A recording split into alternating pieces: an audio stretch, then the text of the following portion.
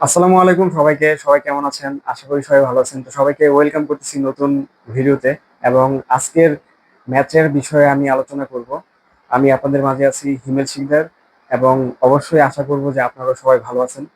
তো আজকের ম্যাচে আমরা দেখতে পেলাম যে বাংলাদেশ ভার্সেস হংকং এর যে ম্যাচটা কত সুন্দরভাবে শেষ হয়েছে, এবং বাংলাদেশ টিম কত সুন্দর একটা ফিনিশিং দিয়ে ম্যাচটা উইন করছে। এটা আসলে আমাদের জন্য খুবই ইম্পর্টেন্ট একটা ম্যাচ ছিল, কারণ এই গ্রুপ থেকে যদি আমি বলি যে বাংলাদেশ, হংকং, শ্রীলঙ্কা এবং আফগানিস্তান এই চারটা দল এই গ্রুপের মধ্যে আছে। এবং এই গ্রুপ থেকে যদি আমাদেরকে নেক্সট রাউন্ডে যেতে হয়, তাহলে অবশ্যই আমাদের প্রত্যেকটা ম্যাচ আমাদের জেতার টার্গেট রাখতে হবে। সেটা হংকং হোক, সেটা শ্রীলঙ্কা হোক, সেটা আফগানিস্তান হোক, প্রত্যেকটা টিমই আমি মনে করবো যে খুবই ইম্পর্টেন্ট, এবং প্রত্যেকটা টিমের সাথে খুবই গুরুত্ব দিয়ে খেলতে হবে। তবে হংকং এর সাথে ম্যাচটা অনেক বেশি সহজ হবে এরকম সবাই আমরা ধারণা করছিলাম, কিন্তু প্রকৃতপক্ষে আসলে সেটা আমরা খুব একটা দেখতে পাই নাই। একটু হলেও কঠিন কিন্তু ছিল। তবে বাংলাদেশ টিম যেভাবে ব্যাটিং করছে এটা আসলে এপ্রিসিয়েশন পাওয়ার মতোই। কারণ লিটন কুমার দাসের কথাই যদি বলি, উনি খুব সুন্দর ব্যাটিং করছে। এখন অনেকেই বলতেছে যে হংকং এর সাথে ম্যাচ, সেই ম্যাচেও যদি আমাদের এত কষ্ট হয় জিততে, তাহলে নেক্সট যে ম্যাচগুলো আছে আফগানিস্তান এবং শ্রীলঙ্কার সাথে, সেগুলো আমরা কি করব? এটা কেন বলবো, কারণ এখানে বাংলাদেশ টিম আসলে সহজে উইকেট দেয় নাই, উইকেটটা ধরে খেলছে। এবং আহ, বাংলাদেশ টিম অবশ্যই ভালো করেই জানে যে ম্যাচটা খুবই ইম্পর্টেন্ট।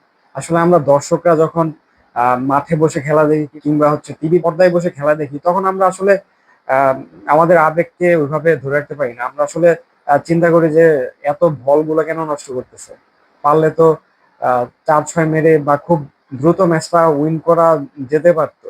আমি নামলে আমি হয়তো খুব তাড়াতাড়ি ম্যাচটা বের করে নিয়ে আসতে পারতাম। হংকং এর বলাররা আসলে অত ভালো বোলিং করে না, তাদের বলে পেস নাই, ভেরিয়েশন নাই। হ্যাঁ, সুন্দর ওইরকম কোনো স্পিন নাই। তো এরকম বিভিন্ন রকমের কথা হয়তো বা উঠতে পারে। বা হংকং এর মতো এত দুর্বল একটা টিম, যাদের কোনো নামগন্ধই নাই, যাদেরকে আসলে ওইরকম ভাবে ক্রিকেট পাড়ায় তেমন কেউ ওইভাবে চিনেও না, তাদের সেরকম কোনো পরিচিতিও নাই, এরকম একটা টিমের সাথে বাংলাদেশ টিম এত কষ্ট করবে কেন? তবে আমি যেটা মনে করি, এবং এটা আমার ব্যক্তিগত মতামত, যে বাংলাদেশ টিম আসলে যেভাবে ক্রিকেট খেলছে এটা আসলে খুবই সুন্দরভাবে ক্রিকেট খেলছে, এবং এভাবে আসলে ক্রিকেট খেলা উচিত ছিল।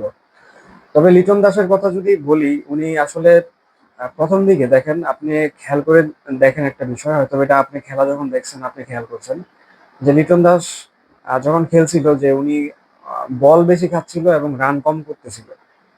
কিন্তু একটা পর্যায়ে এসে যখন 30+ হয়ে গেছে রান, তখন গিয়ে কিন্তু তিনি আবার ভালো শট খেলছে, এবং স্ট্রাইক রোটেট করে কিন্তু রানটাকে সঠিক একটা পর্যায়ে নিয়ে আসছে। এবং তখন যদি আমরা খেয়াল করি যে আসলে তখন কিন্তু তার স্ট্রাইক রেটটা খুব সুন্দর একটা পর্যায়ে গিয়ে শেষ করতে পারছে। তবে একটা ভুল যেটা আমি বলবো, লিটন দাসের একটা ভুল, যে তার আসলে ফিনিশ করে আসা দরকার ছিল। শেষ পর্যন্ত মাত্র 2 রান লাগতো, সেই 2 রান নেওয়ার জন্য একটা ভুল শট খেলে সেখানে উইকেটটা বিলিয়ে দিয়ে আসতে হয়েছে। এবং আমি যদি তৌহিদ হৃদয়ের কথাও বলি, তৌহিদ হৃদয় আসলে মানে লাস্টের দিকে আমি এটা লক্ষ্য করছি, আপনারা হয়তো লক্ষ্য করছেন, যে উনি আসলে বড় শট খেলতে চাচ্ছিল। উনি চাচ্ছিল যে একটা বাউন্ডারি মারতে, 6 কিংবা 4, 6 মারার টার্গেটটাই বেশি নিচ্ছিল আর কি, দেখে যেটা মনে হচ্ছিল। এটা আমার মনে হয় আসলে ওই রকম একটা সিচুয়েশনে যেখানে মাত্র 5-6 রান প্রয়োজন, উনি যখন থেকে আসলে বড় শট খেলতে চাচ্ছিল, তখন 5 থেকে 6 রান লাগে বাংলাদেশ টিমের ম্যাচটা জেতার জন্য। তো ওই রকম একটা সিচুয়েশনে এসে যদি 6 মারার চিন্তা ভাবনা করে, এটা আসলে আমি বলবো ভুল। কারণ ম্যাচটা তো অলরেডি আমাদের হাতেই চলে আসছে, এবং এরকম ম্যাচে কি দরকার রিস্ক নিয়ে খেলার? যেখানে আমরা সহজে ম্যাচটা জিততে পারবো, সেখানে কেন আমার বড় শট খেলে জিততে হবে?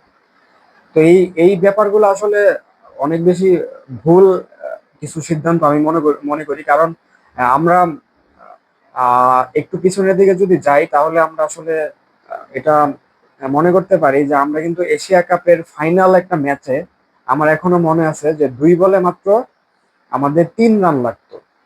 2 বলে 3 রান লাগতো সেই ম্যাচটা। উইকেটে ছিল হচ্ছে মুশফিকুর রহিম এবং মাহমুদুল্লাহ রিয়াদ। তো তারা কি করছিল, 2টা বলই 6 মারার চেষ্টা করছে, বড় বড় শট খেলার চেষ্টা করছে, এবং ম্যাচটা কিন্তু শেষ পর্যন্ত আমরা হারছি। ফাইনাল ম্যাচ ছিল, ওই ম্যাচটা যদি আমরা জিততে পারতাম, তাহলে কিন্তু আমরা এশিয়া কাপের একটা টুর্নামেন্ট হইলেও আমরা উইন থাকতাম। একটা টুর্নামেন্টে হইলেও আমরা চ্যাম্পিয়ন থাকতাম, কিন্তু তাদের ভুলের কারণে আমরা সেই ম্যাচটা জিততে পারিনি। তারা যদি একটু বুদ্ধিমত্তার ক্রিকেট খেলতো, একটু ঠান্ডা মাথায় সিঙ্গেল নিয়ে ক্রিকেট খেলার চিন্তা করতো, আর খুব সহজ বলই ছিল, আসলে সিঙ্গেল নেওয়া যাইতো, কিন্তু তারা বিগ শট খেলার চিন্তা করে উইকেট বিলাইয়া দিছে এবং শেষ পর্যন্ত কি হয়েছে, আমরা ওই ম্যাচটা হারছি। তো এইভাবে আসলে ক্রিকেট খেলা উচিত না আমি মনে করি। তবে সর্বোপরি যদি বলি যে আজকে আমাদের ম্যাচটা আসলে জিততে পেরে খুবই ভালো লাগতেছে, এবং আমাদের এই ম্যাচটা জিতা অনেক বেশি ইম্পর্টেন্ট ছিল। এবং এশিয়া কাপের প্রথম ম্যাচ যেহেতু আমরা উইন দিয়ে শুরু করতে পারছি, ইনশাল্লাহ আমরা নেক্সট ম্যাচ গুলোও জিতবো। শ্রীলঙ্কা, আফগানিস্তান, দুইটা টিমের সাথে ইনশাল্লাহ আমরা ম্যাচ জিতবো, এবং এই গ্রুপ থেকে গ্রুপ চ্যাম্পিয়ন হয়ে আমরা সুপার ফোরে যাবো ইনশাল্লাহ।